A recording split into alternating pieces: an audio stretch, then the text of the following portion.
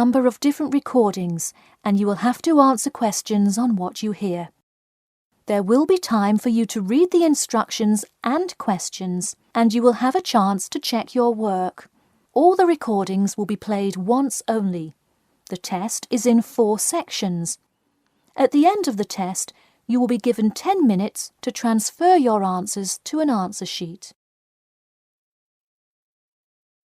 Now turn to Section 1. Section 1. You will hear a conversation between Peter and Jim talking about some details for their shared accommodation. First, you have some time to look at questions 1 to 4.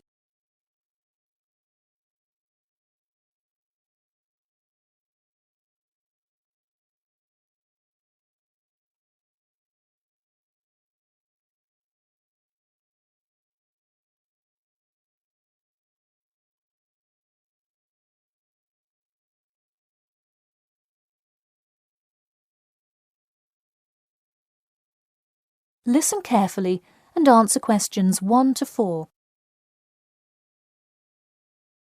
Hey Jim, it's Peter. Oh hey Peter, what's up? I thought I'd call so we could hammer out the details for next year's lease. That's a good idea. Did we ever decide on how to split the total rent? Well, I was thinking since my room is bigger, I probably should pay a little more. So I could pay £110 and you could pay £80. Does that sound okay? Considering that my old apartment cost me £100 for a smaller room, I'm definitely all right with that. Hey, I was looking at a map of the area and can't seem to find a bus stop near it. Do you know where we would catch the bus? Well, the bus is actually pretty far from us, but we have that garage that we can park our cars in. Wow, that's great. Convenient parking is hard to find, so we're lucky we have that. Okay, so we have a whole lot of things we'll need to buy when we move in. How do you want to split that up? I was wondering, do you still work at the supermarket? Yep, every Tuesday and Saturday. Would you be able to buy things from there if I sent you a shopping list? Sure, I can do that. Great, then I can take care of whatever else we need that you wouldn't get at a supermarket. If you want, I'll pick you up from work that day and we can go to the apartment together. Oh, that would be great, thanks. No problem. That way we can split the cost of petrol. Works for me. It's so expensive these days, isn't it? It's downright obscene. Before you hear the rest of the conversation, you have some time to look at questions 5 to 10.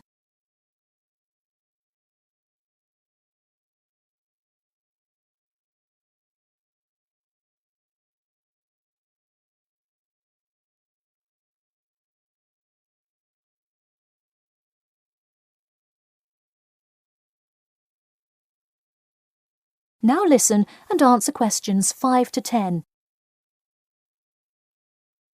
So let's figure out what appliances we need. Do we have a microwave?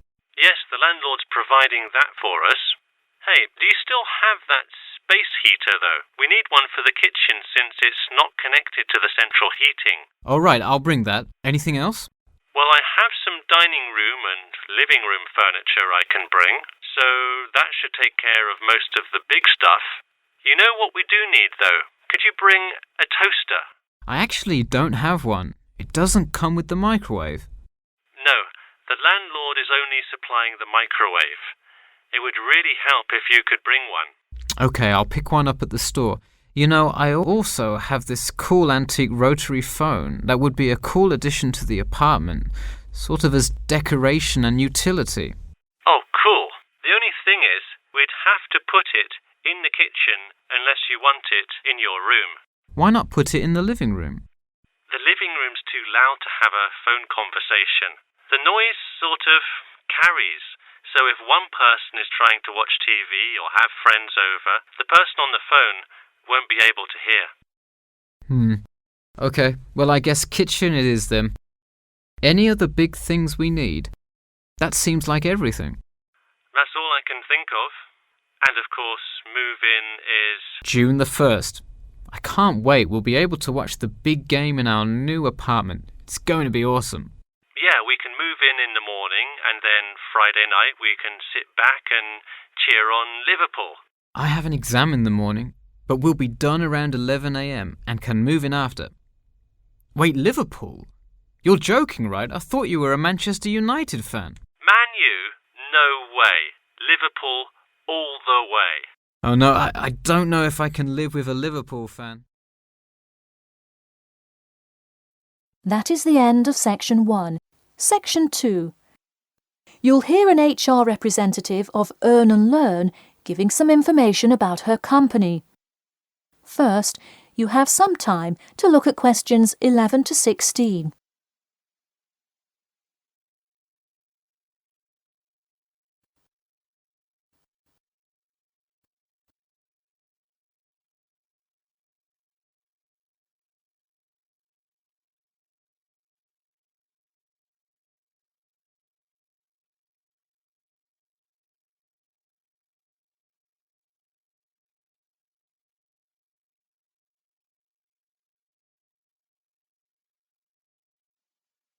Now listen carefully and answer questions 11 to 16. Welcome to all of you. Can everybody see and hear me? Good. I'm Sarah Connor, an HR representative of Earn and Learn. I have been asked today to talk to you about our company. So, for those of you who don't know very much about the company, let me start by giving you some basic information about it. Earn and Learn started nearly 20 years ago. It is not a charity but a for-profit company that enables promising entrepreneurs to make money while travelling. During the past 10 years, it has grown rapidly and has gained great influence in most countries of the world. We have a partnership with the school and take a large number of recent graduates from the business school. So, if you are a recent graduate, I'd say you can consider applying to our company. Before your application, you might be curious about what sort of places you could go to. There are 4 main locations, but you also have the freedom to submit a different location, and if they can make the necessary arrangements, you can go. The first country Earn and Learn established locations was the US, where you may choose from multiple locations, as long as you can commit to their more rigid schedule of August to December. Also, you could do the Australia internship. That one is really cool. You work at a wildlife shelter and learn about the business practices of non-profit organisations. You do have to be willing to commit 8 months for that one, though. Perhaps that's a long time to be so far away, but I would say it is really an amazing opportunity. I don't know whether some of you are in decent physical shape. If so, the South Africa internship is another exciting one. You learn a lot about sustainable farming, but you would be doing some of the manual labour involved in maintaining a farm. Indeed, it's hard work, but I think you would definitely be able to do it. It may be wise to wait until after their summer is over, so it's not so terribly hot. In addition, there is a most recently established location in India. This one gives you more of a study abroad feel, given that they arrange a host family for you to stay with. In the other locations, you live in an apartment with other interns, so this is definitely a unique experience. Before you hear the rest of the talk, you have some time to look at questions 17 to 20.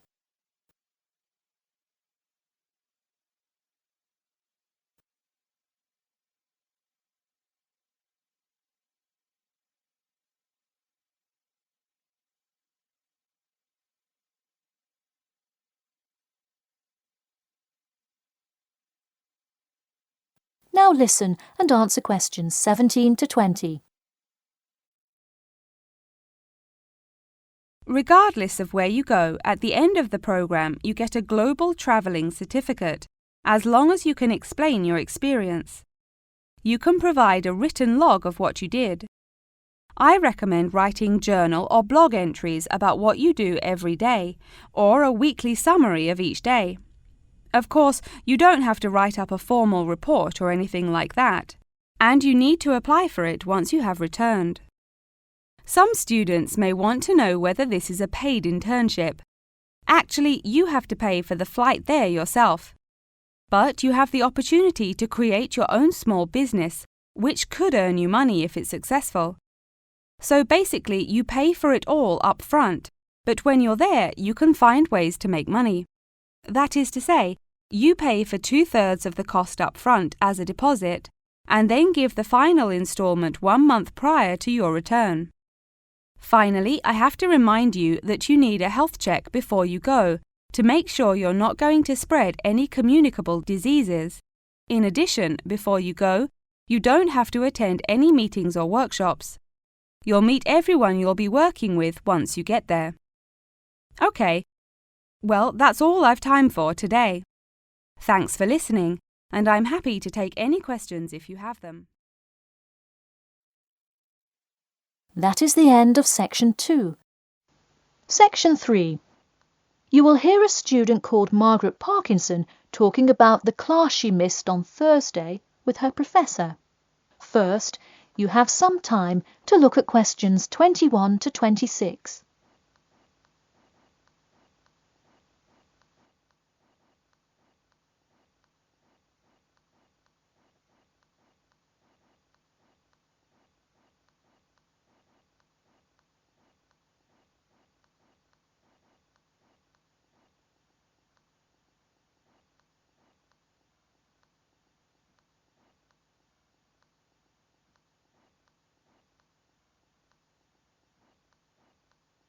Now, listen carefully and answer questions 21 to 26.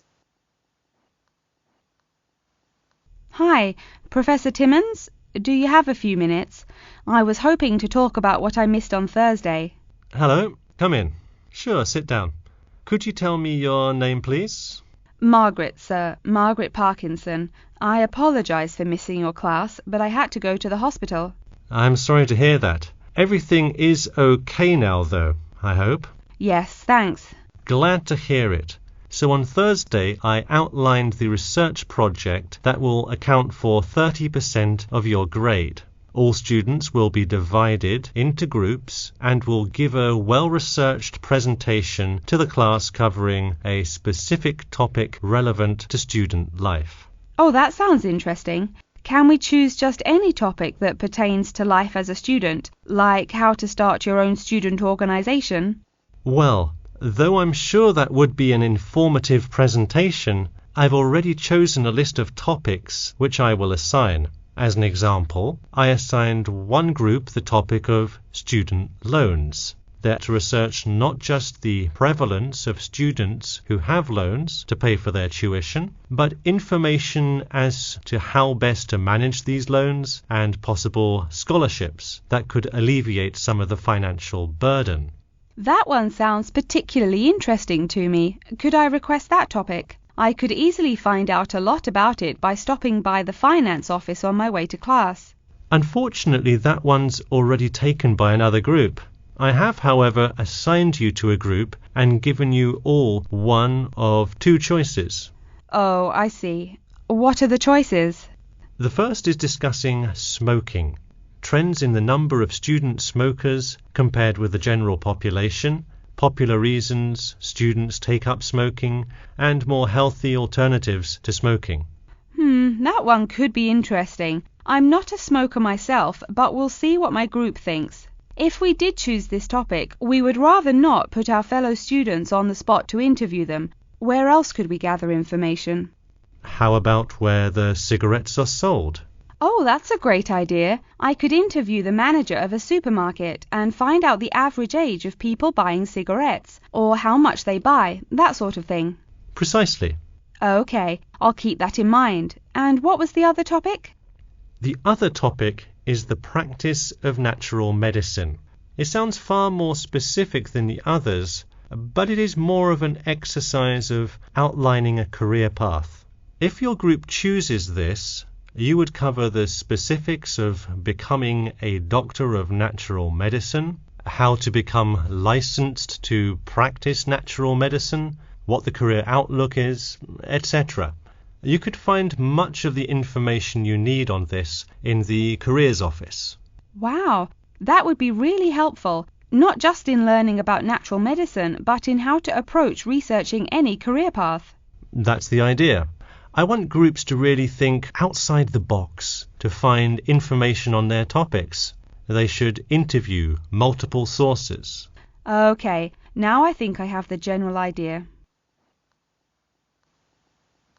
Before you hear the rest of the talk, you have some time to look at questions 27 to 30.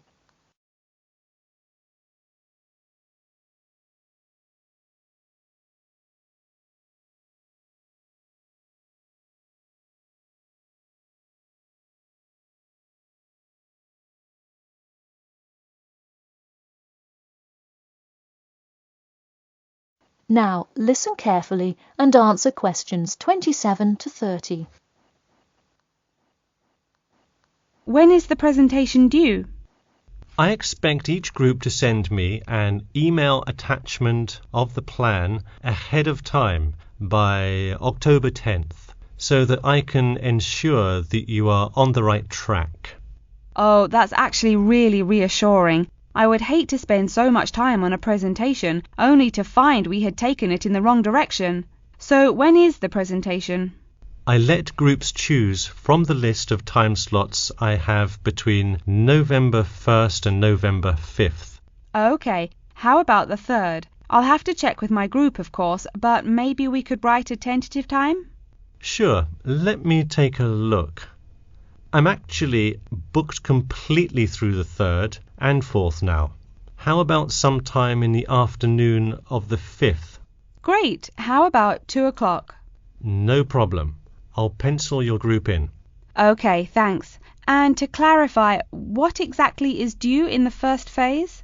Before the October deadline, I want your group to have compiled resources and then to provide some initial data analysis to support your claims.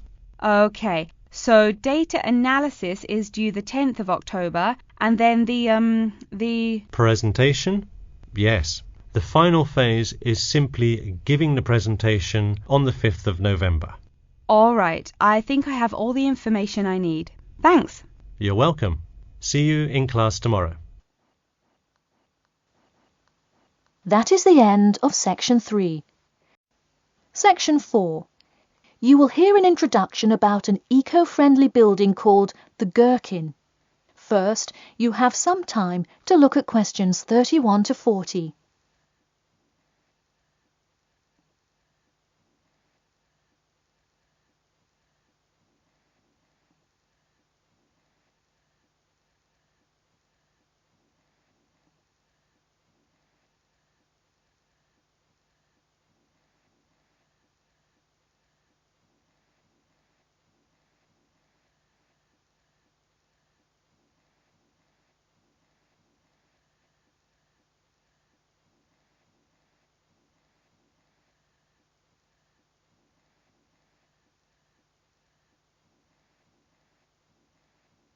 Now, listen carefully and answer questions 31 to 40.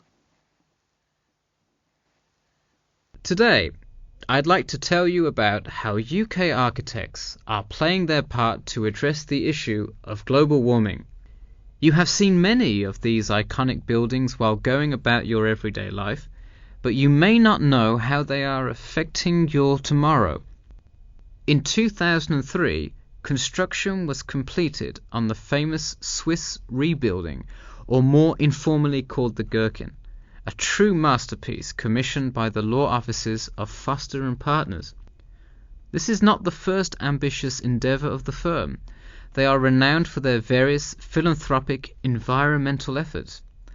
The Gherkin, with its cut-and-edge green initiative and sharp design, is gaining recognition as an icon in modern architecture. You can pick it out of the London skyline by its unorthodox cigar shape. While its appearance is the obvious attribute at which to marvel, there is far more to this building than meets the eye. And let's face it, there's a lot about this building that meets the eye. The building helps reduce the city's carbon footprint in a number of ways. Just a quick note, in case you're not familiar with the term carbon footprint, get used to it. It's a buzzword you'll hear relentlessly to talk about reducing emissions. Think of it as the amount of harmful greenhouse gases that are given off into the environment by a single person, organization, or product. So going back to the Gherkin building, perhaps the most obvious as well as the most significant eco-friendly feature is the glass windows, which allow light to pass through the building, both reducing heating costs and brightening up the workspace. The ingenuity behind the various eco-friendly aspects of the Gherkin has seen its fair share of publicity both from serious and silly sources. In a recent April Fool's Day edition, one e-publication printed a story detailing plans to replace 50% of the current exterior with grass, which would not only make large steps in the name of sustainability, but also give the building the green hue that would truly earn it the nickname of the Gherkin. The only drawback is, as you may have guessed, that this story was an April Fool's Day joke and completely made up.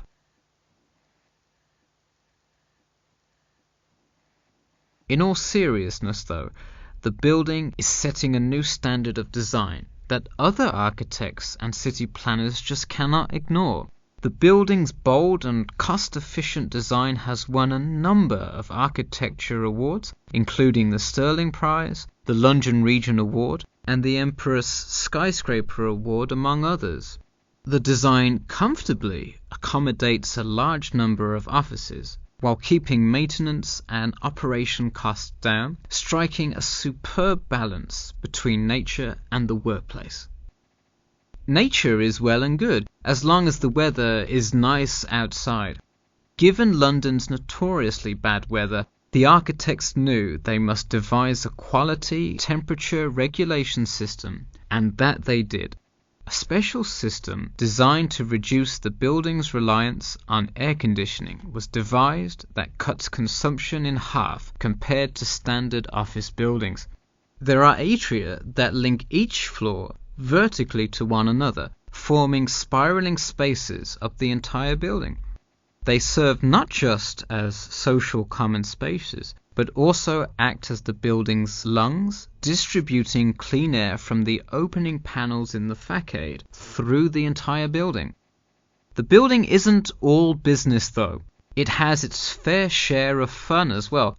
At the very top, a club room offers a picturesque entertainment spot for company functions, private parties, etc., with a breathtaking panoramic view of the city.